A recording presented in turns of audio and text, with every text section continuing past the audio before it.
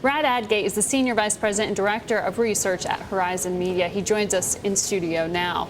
2009 was a record year. I mean, I was bowled over looking at the statistics. Most watched Super Bowl ever, most watched Stanley Cup, most viewed World Series, and then these kind of numbers for the World Cup. What's behind this surge? Well, I think there's a few things behind it. First is the adaptation of high-definition TV, where sports viewing is the killer application, and it's over 50% of all homes. I think, believe it or not, the internet is very complementary to watching sporting events. People are watching games, and they're on Facebook, and they're on Twitter, or they're getting information on websites. You have fantasy leagues, you have video games. And you think that's funneling people to TV screens? It's a combination of other things. Satellite TV have sports packages, so on and so forth. So yeah, it's been on an upswing which defies conventional wisdom.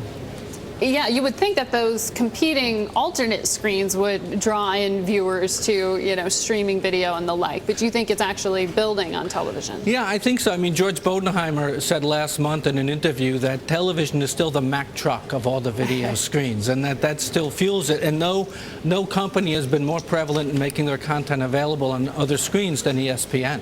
So what's the next big, eyeball draw here? Is it the Olympics, and is NBC going to hold on to the frame? Well, that's going to be very interesting. I think, they have the Olympics through 2012, and you could see this could help boost Versus, which with the Comcast NBC deal goes through. Versus is a fledgling sports network that's been trying to take on ESPN, and then the rights fees after that are up for grabs. And, you have ESPN and ABC. If ABC appears like it's going to stay under the Disney umbrella, that looks like that could be a provider. TNT and CBS, which competed, which are providing March Madness, and they have a contract beginning next year going forward.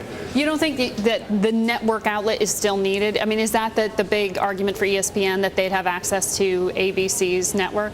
Well, I think that'll help. I mean, what ESPN said is they will run every event live, and then they'll package some of the events and prime time on ABC to get a larger audience. But certainly ESPN gets rights fees from carriage fees from cable operators that are $4 a subscriber a month, which is something that the broadcast networks are really going after. So cable's grown up in some way here. Well, yeah, ESPN's carrying the college football championship games next year. So again, a lot of things are migrating, and they're getting big numbers. And then the web business of Sports Illustrated going to Turner here.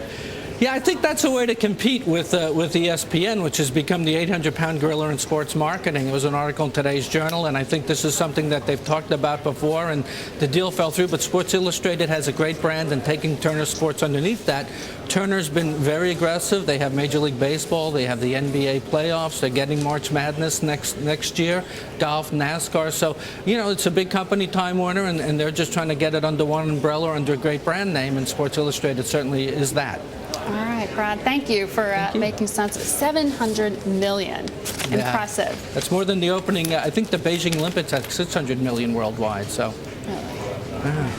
some perspective.